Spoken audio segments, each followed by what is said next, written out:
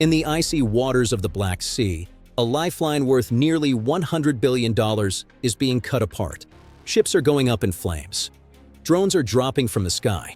And the economy of an entire empire now hangs by a thread that's close to breaking. This is a Wise, and you're watching a Wise News.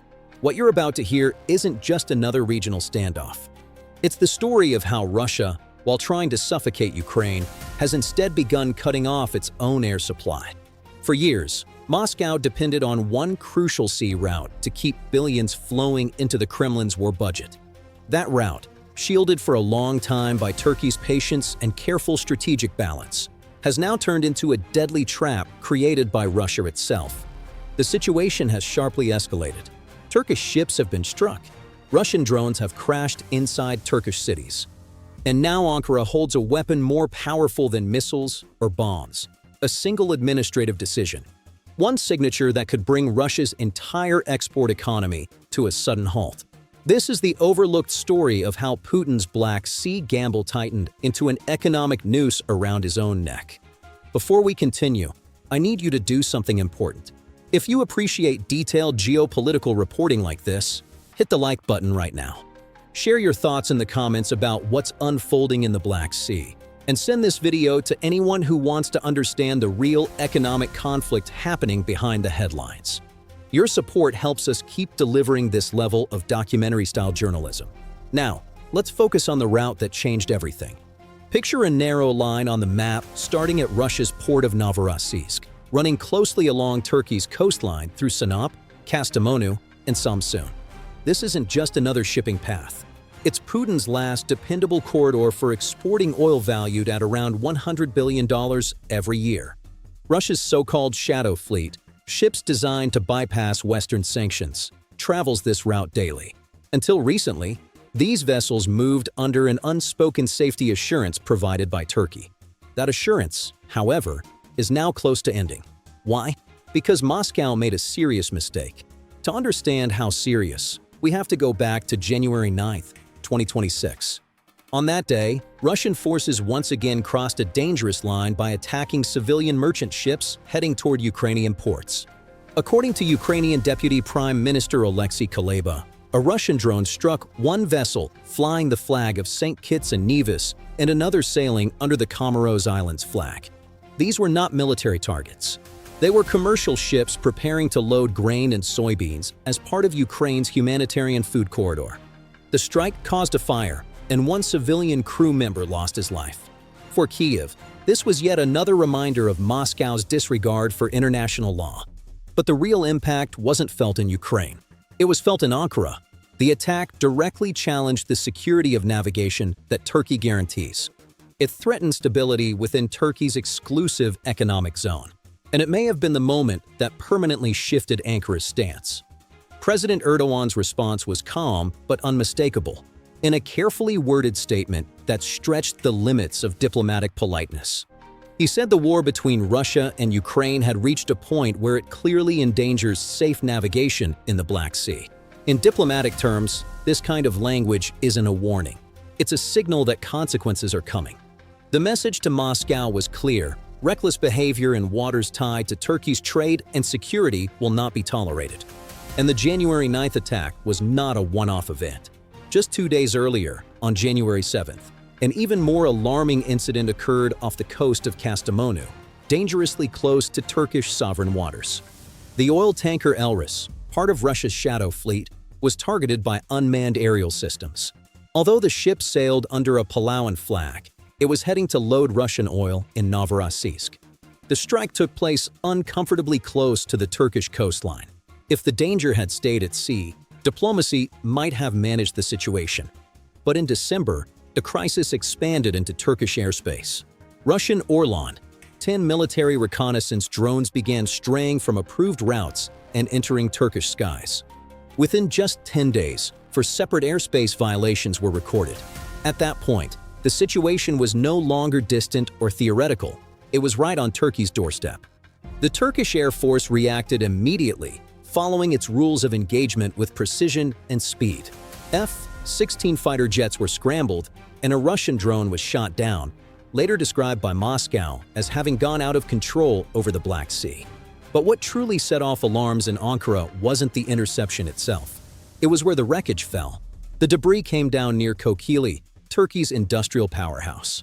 This region is home to vital oil refineries, major automotive plants, and key shipyards. A piece of Russian military equipment crashing in such a strategic zone was a warning signal that could not be dismissed. It made one fact undeniable. Russia's military actions were no longer just a threat to Ukraine. They were now endangering Turkey's national security and industrial backbone. Behind President Erdogan's public statement that our patience is running out were classified images of the wreckage and internal military assessments that painted a troubling picture.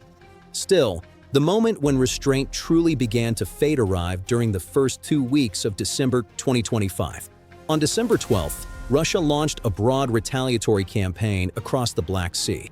Officially, the targets were Ukraine's last 2 functioning ports, the commercial arteries keeping its economy alive. But once the dust settled, it became clear this operation achieved little militarily and caused enormous diplomatic damage. Russian missiles and drones struck 3 Turkish ships anchored in Ukrainian ports. Radio transmissions from that day captured chaos. Voices shouting about explosions, vessels burning, crews scrambling to escape. One ship seen engulfed in flames was the Shangtro, owned by the Turkish logistics firm Shank Shipping. The timing of the strike made the situation even more serious.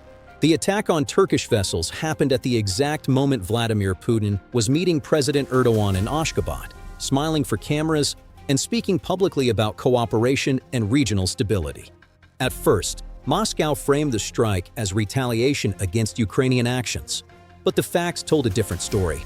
The Shangtro wasn't transporting weapons or military equipment. It was carrying power generators urgently needed to keep Ukraine's electrical grid running during harsh winter conditions. Even more telling was the weapon used. The strike was carried out by a GPS and GLONASS-guided Garand II drone, also known as the Shahid 136. This meant the target was programmed in advance. Coordinates were entered hours before launch. The hit was deliberate. So while Putin sat across from Erdogan discussing peace and security, Russian drones were already locked onto Turkish ships delivering humanitarian supplies. At the highest levels of diplomacy, timing is never accidental. This was Moscow's message to Ankara: don't support Ukraine, don't send your ships. But Putin badly misjudged how Turkey would respond. Turkey does not step back when challenged.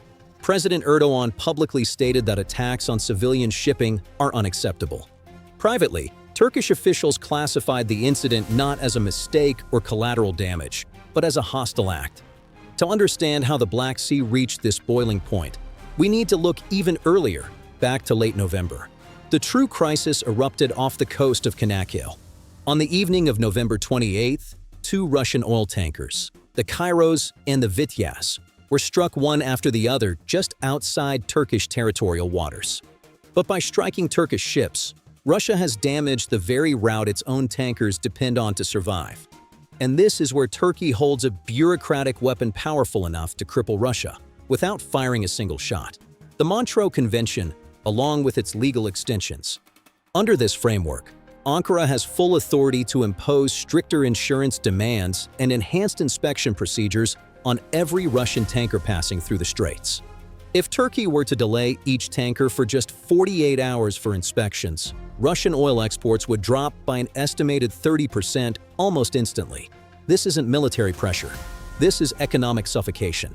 But when the map expands eastward, the damage grows far larger. Ukraine's successful strikes on the CPC terminal in Novorossiysk forced Russia's most important energy partner, Kazakhstan, to rethink everything.